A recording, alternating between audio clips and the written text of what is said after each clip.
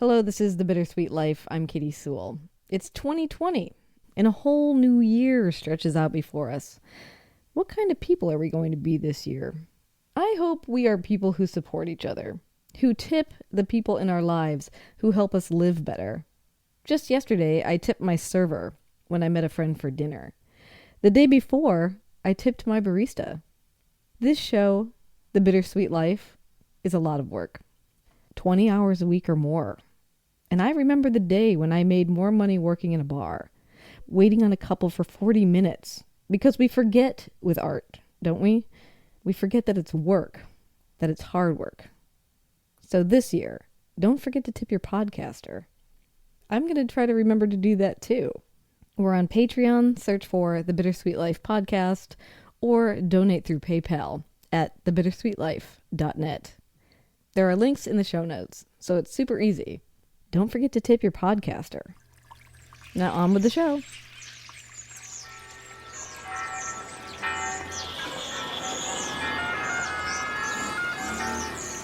Welcome to Rome. This is The Bittersweet Life with Katy Sewall and Tiffany Parks. Hello, this is The Bittersweet Life. I'm Katy Sewall, and today I am joined by two guests, two family members. One who you've met before, my sister, Sara Johnson. Hello again. If you haven't heard her before, you obviously haven't listened to the episode Sisters. Go back and check it out. And we're also joined by my dad, Dale Sewall. Hey, you've heard about me on Bittersweet Life several times. Now you get to hear me myself. So we're all having a kind of impromptu reunion because Sara came to town for the winter to escape the snow. But since we're all here together, we thought we would talk with Dad because for both Sara and I, Dad was really the person who got us to travel overseas for the first time in a big way. So we thought we'd talk about that. Sara, what's the first big trip you took with Dad? The first big trip I took was to Southeast Asia in 2007, I believe. Where did you go? That year we went to Vietnam, Cambodia. I think that was it that time. Yeah, I think that was it the first time she went. Yeah. And had you ever, I know you went to Ireland for your honeymoon, but had you been anywhere else overseas prior to that? I don't think so. I don't remember. Memories here. Okay, yeah. Great. This is going to be a good interview. Okay, so Dad, one of the main questions I had, the first place I went with you overseas was Japan in 1999, and you called me up on the phone. I was in college at the time, and you said, "Hey, Kate, want to go to Japan?" And I said, "I don't know, why?" I believe was my answer. Do you remember inviting me to go to Japan? We're going to have memory issues. Yeah.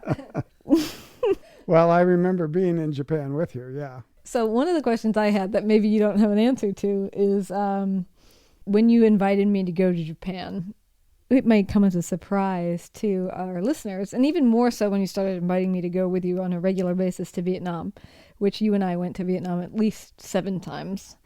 But I think what might come as a surprise, now that many people think of me as a big traveler, is that when you started inviting me to go, I wasn't really a person who wanted to go anywhere. I was a person who was pretty happy being at home with my friends. And I've always wondered if you sort of noticed the smallness, like the provincialness of the kind of life that I was living, and you were purposefully trying to expand it. Well, I knew growing up with you that you were kind of a homebody. You didn't like to be gone overnight. And yeah, you did like your friends a lot. But probably I may have invited you partly for that reason, but probably it was mostly because I enjoy your company and I figured it'd be fun to have you with me in Japan. That's nice. So it wasn't part of a big master plan to break me out of my cycle of being rah-rah USA, I'll just stay home for the rest of my life. Not that I recall. I feel like I need to ask for the absent sister, the one who has never gone on any of these trips and never been invited on any of these trips. Sorry, Dana. Like I always wondered too, if it was intentional, why was Dana not a part of that exploration? Well, I actually promised Dana at one point when I had only gone to Thailand that I would take her with me sometime. But by the time I got around to traveling regularly, she, I think, was already married and, it was harder for her to travel for a variety of reasons. So I still feel guilty that she's never gone with me anywhere, and I feel like I owe her. Yeah, Dad, aren't you also to a point where you really don't want to travel that big anymore, right? Yeah, I think she's lost her opportunity because she's still pretty tied down with her children and her work, and I'm not an enthusiast for flying overseas anymore. I have a couple different ways I could go here, but since we went to Vietnam 7 times, and Sarah, how many times did you go to Vietnam with Dad? I think I've been there 3. 3 times, 7 times. How many times have you been to Vietnam, Dad? I have no idea. What would you guess? I think I counted in my old passport once, and it was like 25, and then I got a new passport, and so maybe over 30, 33, maybe something like that. Why Vietnam? Why is that the place that you kept going back to and back to and back to and back to? Well, actually, to go back a little, as a young guy, I never went anywhere. I never traveled out of the country until 1987, so I'd have been 43 already before I was out of the country at all. And what I really wanted was to go to Vietnam, but at that time, Vietnam was closed to Americans. You couldn't go there. Most Americans couldn't go there. So I went to Thailand instead. But I grew up in the Vietnam War era, and I was in seminary training to be a minister. So seminarians weren't drafted. But I formed a very strong emotional bond with what was happening in Vietnam. First with American soldiers there, but then that gradually expanded to the suffering of everybody. And that was somehow in my soul. I mean, it was really there. It was there from 1968 until I finally went to Vietnam in 1992. So that was a long time I began to think, what is this? I'm a little strange or weird, or this is some little crazy part of me. But then I decided, no, maybe not. Maybe it's my soul work. Maybe it's what my soul wants to do. But it was because of that emotional connection I made during the war that never went away. Do you think that part of that connection came from the fact that you were not there and your brother was there and some of your friends were there?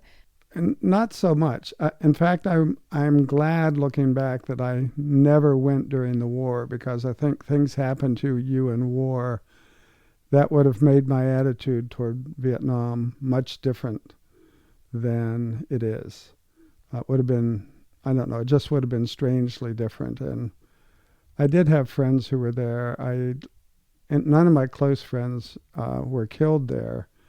But a guy I played football with in college was killed there, and a guy I was in my fraternity died many years later, but it was as a result, his life was shortened by the trauma of having been a grunt in Vietnam. So after all that time, from the war all the way until you got there in 1992, did it live up to what you were expecting after kind of thinking about it for such a long period of time? Or I don't even know if live up to is the right thing, but was it anything like what you were expecting? It actually exceeded by miles what I was expecting. The first time I went to Vietnam, I actually went to Hanoi, which may not have been my choice, but I was meeting some people there from my church. And when the airplane actually touched down at the airport in Hanoi, I felt this electricity go from head to foot through my body. It was like, this is where you needed to come to. And that stayed with me till maybe 2014 or 15. I needed to go back. I needed to make connections. I needed to help there. And I wanted my daughters to experience it with me. So that's part of the reason you got invited. And when I was going with you on a regular basis, we were going twice a year, February and in August. Sarah, after having me and Dad going there, or Dad and me, thanks Mom, going there so many times together, what was it like for you to finally go? Yeah, I think I had been asked a number of times and been kind of resistant. I didn't have too much desire to leave the country for a good bit of time. I was just happily enjoying life, making money, my career, whatever. Not unlike you, I always thought Dad wanted me to go because he was worried I was getting too materialistic. Is that true, Dad? No, it isn't. I guess we just had our own, I guess when we figured out what we were taking out of these countries, we just assumed that was why Dad wanted us to go. I think I finally agreed to go because I had sponsored a couple houses and a school, and I think I was first going because they asked me to come because the school was finished. It was interesting to go with the idea of going to see something that you had helped pay for. That was what got me to go. She was making money in the U.S. and spending some of it in Vietnam for good causes. So, and they did. They really wanted the donor to come and be at the school dedication and things like that. So that's what actually got you to say yes finally. Yeah, that and just you guys wore me out. But you don't regret it. No, I don't regret it. I was glad I went. It's interesting because one of the reactions, I don't get it as much, so maybe we're all in the world becoming more progressive travelers. But I remember when we first started going, Dad, you and I probably first started going in 2000, something around there, for me anyway. The initial reaction that I was getting from people, and I would have been in my mid-20s at that point, was, of all the places in the world, why would you want to go to Vietnam? And that was a very common, I feel like that was a very common refrain, even in super liberal Seattle, was why would you go to a country that we were in a war with? Why not go to Europe or Japan or something, acceptable? Did you get that kind of reaction too? No, actually, I think probably if people felt that way, they wouldn't have told me. But one of the things they're forgetting is there were 2 Vietnams during the war, and one of them we were allies with. Mm-hmm. And so going there should have made sense. But then in some ways, the more interesting part was going to the north and meeting a lot of people who were enemies during the war and, experiencing them as human beings and hearing what they did in the war and things like that. So, yeah. But I think that the people who thought that were really, really wrong for a lot of reasons. It was a wonderful country to visit in that decade from 2000 to 2010. Reconciliation was happening. They were so thrilled to see Americans in the North as well as in the South. And the reception, for the most part, was really friendly. The only time I ever experienced any hostility was at the St. Joseph Cathedral in Hanoi, which you've been to, Katy. Have you been there, Sarah? I don't remember. And we were riding in a van. I don't know what it said on it, if anything, but a bunch of 13-year-old boys threw stones at us. Threw stones at the van. And I don't know if they knew we were Americans or just knew we were tourists or just were being 13-year-olds. I don't know. But other than that, the welcome was always extremely more than pleasant. It was people were excited to see Americans and speak English and things like that. Yes, I remember them being very thrilled when we first started going about Bill Clinton. You'd be like, oh, where are you from? Oh, we're from the United States. Oh, Clinton, Bill Clinton, because he had lifted the trade embargo, I believe. Yeah, and started normalizing relationships, and that's actually maybe just preceding him or because of him, Americans were actually allowed to go to Vietnam again in 1990, 92. All of us have had innumerable experiences in Vietnam, but let's each take the time to share one thing that we remember having happened to us there. We could also pick categories. I could be like, the most ridiculous thing I ever did in Vietnam, and Sarah could be the most unusual person I ever met. I can tell you the stupidest thing I ever did in Vietnam. All right. Is my Vietnamese friend Ben Nguyen and I, who traveled together a lot to Vietnam, went to Vietnam one day, stayed there a day, and came home. So it was a 3-day trip, 1 day travel, 1 day there, 1 day home. And the reason was a particular church in Vietnam that we were working with wanted to look at buying some land, and we might have had something to do with helping them buy it. So we show up to counsel with them about which land to buy, and we tromp around, and after a while the Vietnamese started telling me to stay in the van, and I said, why? They said, because when they see a white guy, an American, they think they got rich supporters and the price goes up.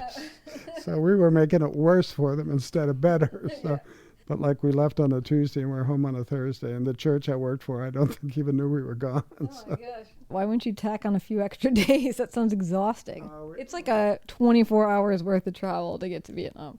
Yeah, I don't know. It was just, we had other things we had to do back here, so we decided to fit it in. But it was a worthless trip because it made things worse rather than better. Sarah? One of my most memorable experiences was somewhere outside of Hawaii, and we went to some really rural village because I was always begging everybody to get out of the city for a while and get out into the country because I'm more of a country girl at heart, but also I feel like the poorest of the poor are out in the country, and I was interested in hanging out with them. And that was really memorable. And what was most interesting to me about it was that the guides, the nuns that we were going with, turned to me at one point and said, I don't even understand what they're saying. So here, you know, the entire country speaks Vietnamese, but this little village had their own dialect, which I just found interesting. I don't know why I thought that was so surprising, but it was. I want to suggest the strangest thing you ever did.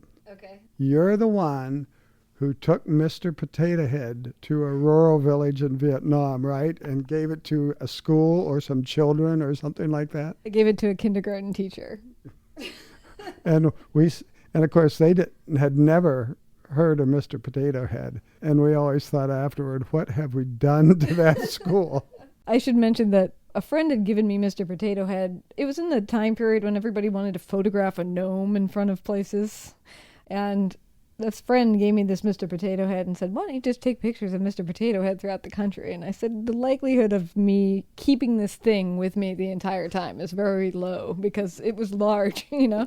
A potato head is a big object. And I brought it with me in my backpack, and we went out to this rural village, but so rural that we actually took motorbikes across a handmade bamboo bridge. And then, yes, left this potato head out in the middle of the jungle. So it will outlast the whole planet, probably, like that potato head. Archaeologists will find it and wonder, you know, what is this thing doing here? I was going to say that one of the things that I think was the most ridiculous, but also one of the funniest things I ever did, and I was alone at the time, was also in Hue. Most of the best, weirdest memories I have are always in Hue. And I was out walking, and all of a sudden there was this giant downpour of rain. Sometimes in Vietnam when it rains that hard, all of a sudden it's just flooding. Like the streets are just running with water, and it doesn't usually last very long. But there were these women sitting on the side of the road that were selling aquarium decorations and goldfish that were sitting in little tiny plastic bowls. And with the downpour of the rain, the bowls were overflowing and the goldfish were just drifting off down the street. And they didn't seem to mind at all. They were just watching them go. They weren't doing anything to try to rectify this situation. And I just started running around, you know, laughing in a way, running around, swooping up these goldfish and throwing them back into little tiny bowls. Like, and the old women that were just laughing hysterically as I tried to rescue all these goldfish as they drifted away. Yes. I often try to do things that make people laugh at me sometimes in certain countries. The thing that amazed me the most, I don't know if it's a small thing or not, one of the most amazing things that happened to me in Vietnam was I met a man who had actually rescued a pilot from my hometown who was shot down in the Vietnam War. And that happened in like 1965, so it was 40 years before I met this guy. And then, of course, we became friends, and he was one of the ones that worked with Sara on the school that she was helping with and things like that. And we did several things together in Vietnam, but I thought, is there the universe have a plan or something that I go to Vietnam all these times and I meet this guy who rescued / captured a shot down pilot from my hometown, my little 1,500 member hometown in Western Pennsylvania. I thought that was really amazing. How did you discover that he had done that? Our group met his daughter and her husband when they were on their honeymoon in Hue. Our conversations led to her mentioning that her dad was a member of the Politburo. And eventually, after 2 or 3 years, we'd gone out to dinner with him and his wife in Hanoi, and then they invited us to their house. And I saw a picture of him on the wall from a long time ago and asked him what he was doing in the war. And he told me he could speak English, so he was stationed out in the rural areas in North Vietnam just in case a pilot was shot down. The villagers, if a pilot was shot down, were furious because they were bombing their area. And often they would attack the pilots and harm them or kill them. So he was stationed out there just in case, and it actually happened. I have a photo of him standing right behind the American pilot. And then he said the one regret he had was that he had saved this pilot and then lost track of him, and wished that now that it was 35 years later, he could be in touch with the guy. And I asked him the name of the pilot, and I tell you the truth, I knew the name he was going to say before he said it. And it was the name of the pilot from my hometown. Sara, can you recall a very emotional moment when you were in Vietnam? I don't have like one memory that jumps out, but I do. One of the connections for me with Asia, Vietnam, and surrounding countries is just the stark contrast of what it's like to be a woman there compared to my life here. And I think that both is inspiring to me. It also weighs on my mind a lot, just how lucky I got and how different my life looks because I was born in a different country.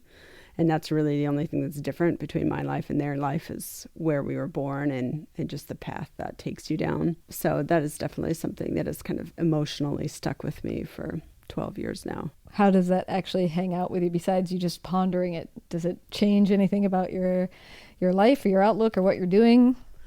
I'd like to think that on a daily basis, it makes me a little more grateful than I probably was before, but also led me to start a nonprofit for young girls to try to teach them the responsibility that comes with a life lived in the United States and how different their life would be if they were born somewhere else. Try to kind of weave it into most facets of my life, actually. What's the name of your nonprofit? Million Girl Army. And why is it called that? The hope would be that at some point there's an army of 1 million girls and women who are working together to lift up other girls and women around the world that have less than they do.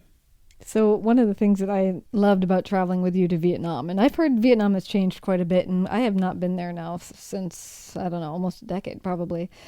But when we were there were a lot of kids selling things on the street.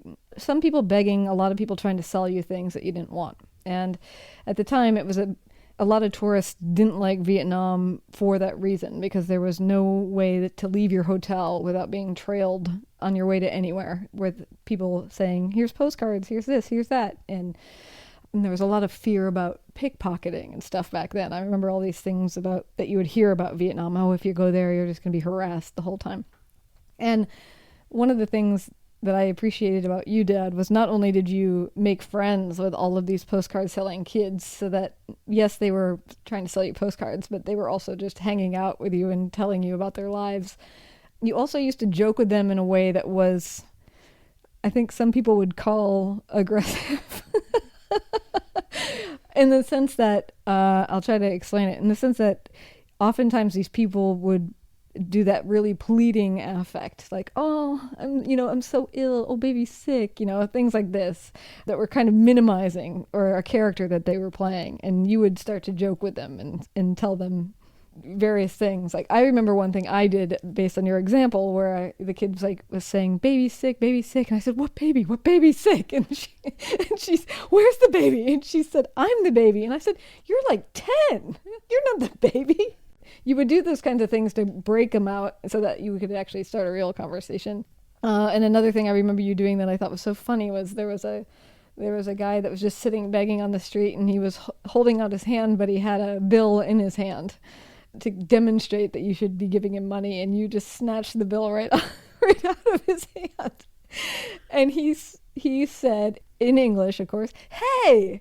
And you said, what? You weren't offering me money? And he said, no, you're supposed to give me money. And you said, oh, okay. And you gave him his money back and gave him money also. So I always thought it was funny that you would do things like that. Do you remember doing those things for one? Oh, yes, I do. It actually was kind of a natural reaction to break through beyond just the transaction of, you give me money and then, you go on your way, and to create more of a interaction that might lead to something fun or something, in a way, more respectful, because we became human beings together through humor. Usually I gave them the money that they wanted to, because I figured I actually took money to Vietnam just to give to those people, because I knew most of them weren't conning us. They really did live in poverty and needed the money, and And I figured there's not a better way to get money directly to the poor than that.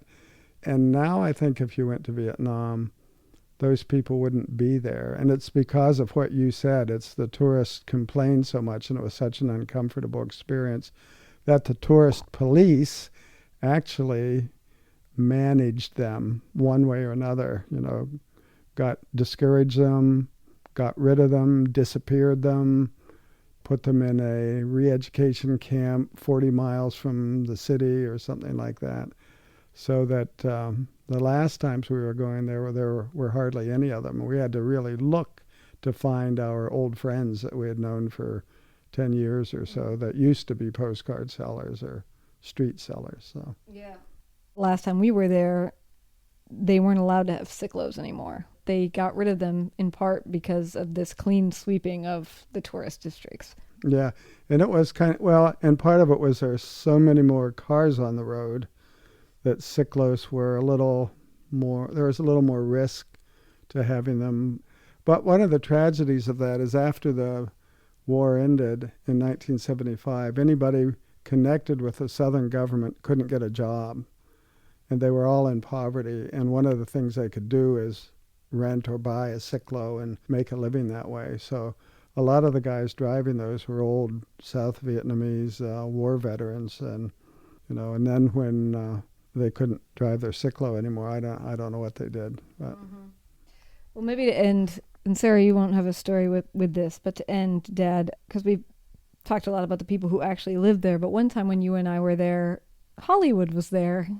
And they were filming The Quiet American outside of the hotel you and I were staying at, which was starring Michael Caine and Brendan Fraser. I ran into Brendan Fraser multiple times in the elevator, but never once said a word to him just because I figured if you can't go to Vietnam and not be recognized, where can you go? But you had an experience with Michael Caine, right, Dad? Yes, I did. I stood next to Michael Caine in the men's restroom at the urinals. And he didn't say hi to me, so I didn't say hi to him.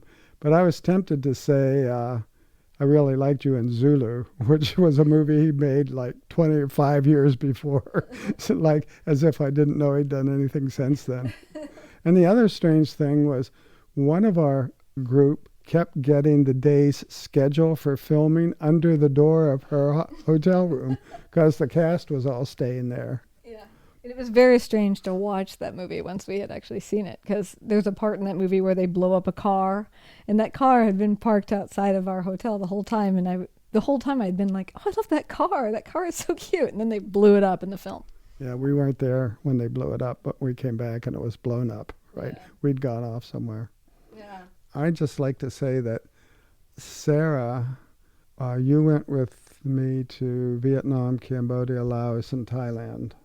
And you took a group from your town in Montana one time, 4 or 5 people? Yes. And I would say that Katy and I had a lot of fun in Vietnam, but you had a lot of compassion, maybe even tears for some of what you saw. And I was glad that you came, and I was glad that you brought your friends to it as well. Yeah, I think having been resistant to going and then having gone, I think it's important that people go and see. And I know, especially in rural Montana, people don't really leave their area, their state even, a lot of the time. Or if they do, it's to another state somewhere inside the country, or maybe they venture to Costa Rica or something that might be like the farthest away.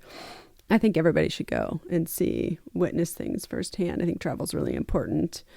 And yeah, I had an opportunity to take some girls from my town just to see what life is like outside of where they lived. And both of you, I think, sponsored girls with scholarships so they could stay in school and go to college and things like that. Yeah, I think they've all graduated now. Yeah. In terms of travel to Vietnam, what I'm hearing from all my Vietnamese American friends who first generation moved from Vietnam to the refugee camps to the U.S.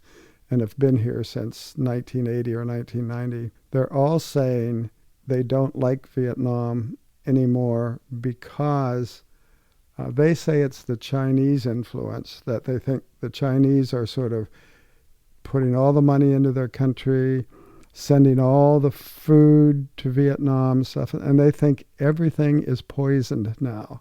The water is now more polluted, the air is more polluted, the food you can't trust. And I know that prices have gone up in Vietnam a great deal since we were there. I think we were there in a 10-year period. It was just perfect for a variety of reasons, even just to be a tourist, And we were always a combination of very serious work and having fun or something like that.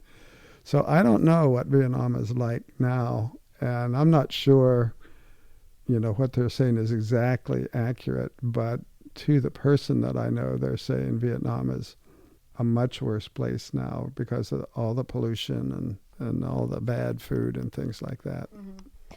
But that could be nostalgia, like saying things like, well, my hometown was way better back when I was a kid. It could be a little bit of that. I mean, yeah, when we first started going there, one of the things I loved about Vietnam was that there was nothing recognizable to it that had anything to do with the U.S. You never saw anything that was like an American company. You never saw, I think the only American company that was there at the time was Kentucky Fried Chicken. Yeah. And now a friend of mine who's traveling there today sent me a picture of a Starbucks and of a McDonald's. And so lifting that trade embargo does have a consequence. But it also means that the country itself is hopefully more prosperous. Yes, I think it is more prosperous. And actually, I think some of the poor have a better chance of making a decent living. But I would also say it may be nostalgia, what they say, but they didn't say it before about 2012. And now they're saying it regularly. And they've been back since I have, so I don't know. I don't know what's true, and I just know that's what they say. All right, so will you go again, Dad? There's an outside chance. I'm still assisting a school, an online school that teaches in Vietnam. They keep wanting me to go with them, the ones in the U.S., whenever they go, especially for graduation. So I might, but my guess would be no. And what I regret about it is that there's friends we have there, mutual friends, that unless there's a way for them to get here, we won't see them anymore. That's what I really regret. Otherwise, all good memories. Sarah? I mean, maybe I would go back. I've always am torn when it comes to travel about going back to favorite places and going somewhere new. And I think there's a lot of world left to see. But that said, that area of the world is special. It is a special place, yeah. Yeah. All right. Well, we should leave it there. And until next time, this is The Bittersweet Life. Thank you, Sarah. You're welcome. And Dad. Thank you, Katy. Dale Sewall. Yes. Thank you for going with me to Vietnam. Thank you for inviting us. And until next time, this is The Bittersweet Life. I'm Katy Sewall. Talk to you next week. Bye.